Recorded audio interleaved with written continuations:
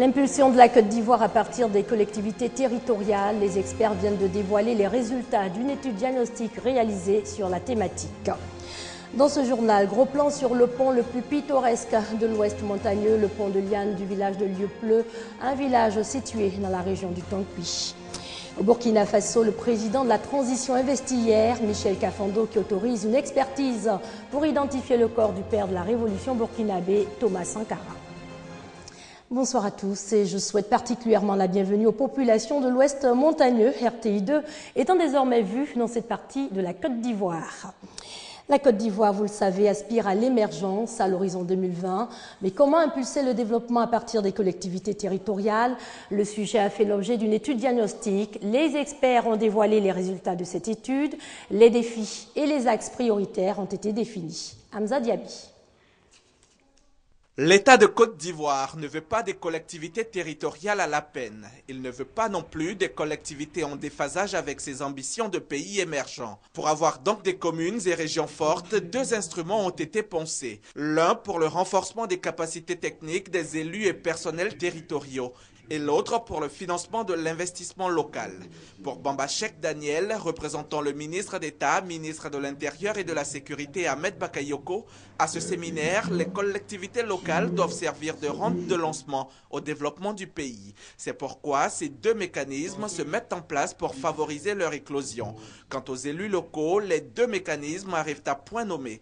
Pour eux, il leur permettra d'avoir d'autres types de stratégies afin que le développement de leur collectivité soit une réalité. Les défis identifiés ont été bien débattus, si bien qu'au final, les deux instruments ont fait objet de validation par les participants ce vendredi 14 novembre à la fin des travaux. Pour rappel, le ministère d'État, ministère de l'Intérieur et de la Sécurité signait en décembre 2012 le C2D, le contrat de désendettement et de développement pour la période 2012-2015.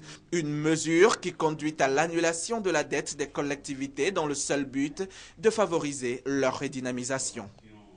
On s'intéresse à présent au changement climatique. Ils affectent aussi le monde agricole pour permettre aux entreprises agricoles de subir de moins en moins les conséquences et les affres de ces changements climatiques. L'Union des entreprises agricoles et forestières a organisé un atelier d'information et de sensibilisation. Serge Coléa. Juin 2014, les inondations emportent 1300 hectares de la bananeraie ivoirienne, l'équivalent de 75 000 tonnes de bananes, le quart de la production nationale.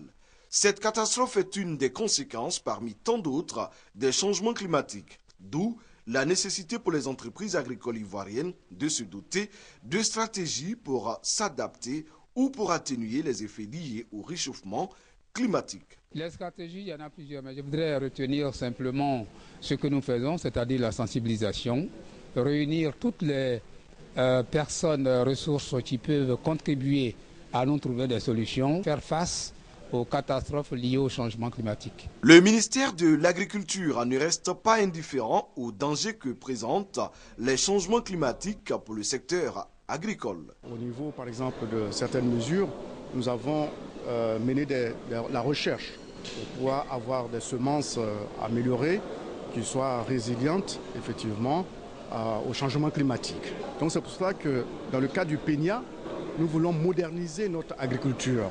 C'est en modernisant donc cette agriculture qu'on pourra éviter les effets néfastes des changements climatiques sur le secteur agricole. Dans son dernier rapport, le GIEC, groupe d'experts intergouvernemental sur l'évolution du climat, a dressé un tableau sombre de la situation. Selon ce rapport du GIEC, les concentrations de gaz à effet de serre ont atteint leurs niveaux les plus élevés.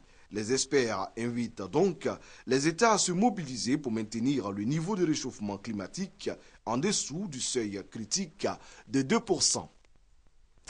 Les agents des douanes renforcent leur capacité sur le contrôle des produits pétroliers. L'objectif visé par cet atelier organisé par l'administration des douanes ivoirienne est de booster les recettes douanières par une bonne application des procédures modernes de contrôle de ces produits. Francis Boifo. Des agents des directions des enquêtes douanières et de l'analyse du risque des renseignements et de la valeur formés sur les procédures et le contrôle des produits pétroliers durant 4 jours. Cette formation, assurée par un expert français, a été sanctionnée par des recommandations qui pourraient renforcer les capacités des douaniers sur le terrain. Le placement des produits finis importés par la CIR à leur nomenclature réelle et leur placement sous le régime de l'entrepôt et non sous le régime de l'admission temporaire sous une autre nomenclature. Il faut rendre obligatoire pour les opérateurs du secteur pétrolier les bilans trimestriels en lieu et place du bilan annuel. Moderniser les moyens qui sont donnés à la douane, d'obliger aussi les opérateurs pétroliers à investir vers la modernisation de leurs installations, vers l'acquisition de compteurs qui convertissent automatiquement les volumes à 15 degrés, vers l'acquisition de moyens de mesurage des produits pétroliers électroniques. L'application de ces recommandations va également, selon le formateur, accroître les recettes douanières. Cette formation des agents des douanes ivoiriennes sur le contrôle des produits pétroliers est financée par l'ambassade de France en Côte d'Ivoire. Au chapitre santé, lutte contre le VIH-Sida, la Côte d'Ivoire affiche des résultats encourageants dans le domaine. La lutte, cependant, doit se poursuivre car les professionnels du sexe restent encore le groupe le plus touché par la pandémie. La prévalence y est de 11,4. C'est ce que vient de démontrer une étude sur la situation du VIH-Sida et de la syphilis chez les professionnels du sexe. Herman Niamien.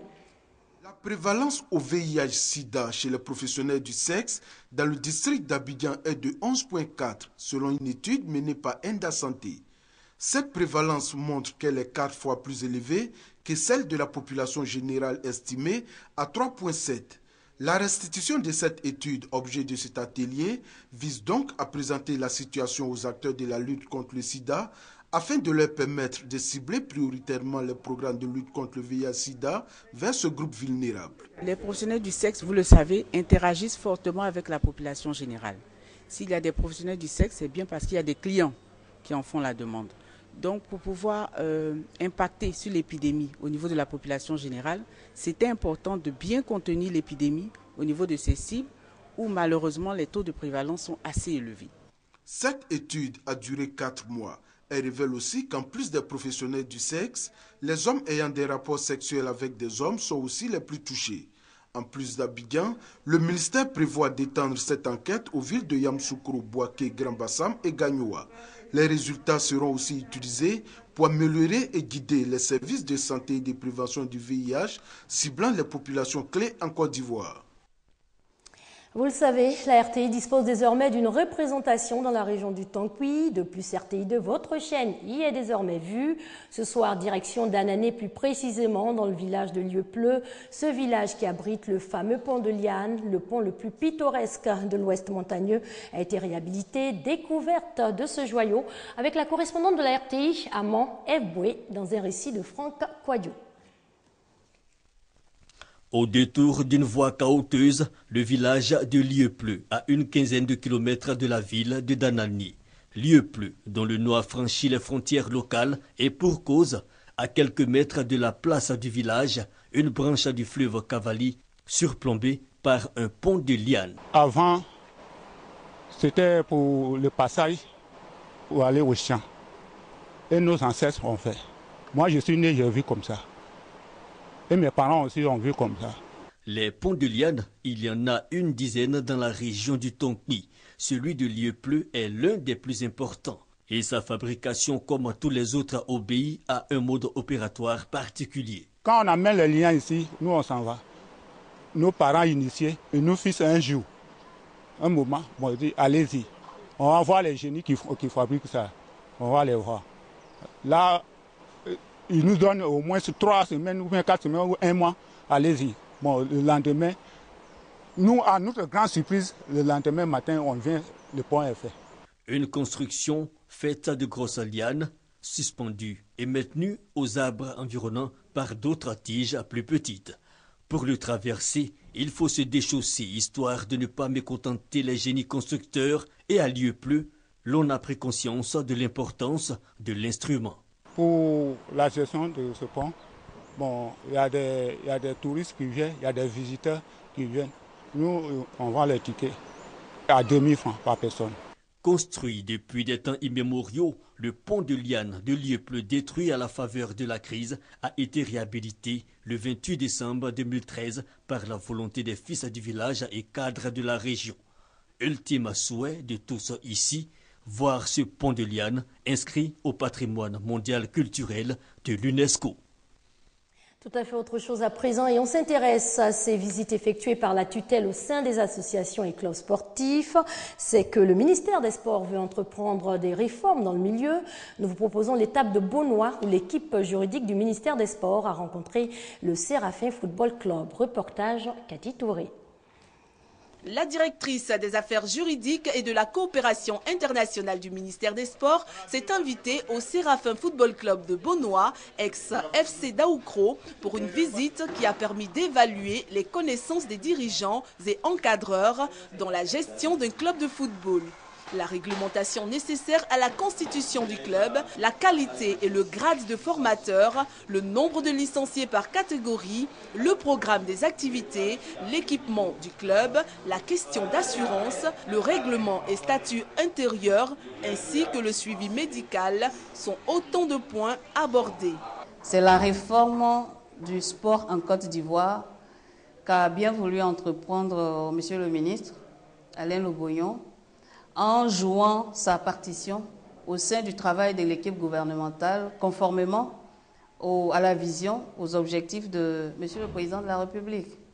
Donc, cette réforme dans le domaine du sport amène à ce que les associations, les acteurs du milieu puissent se conformer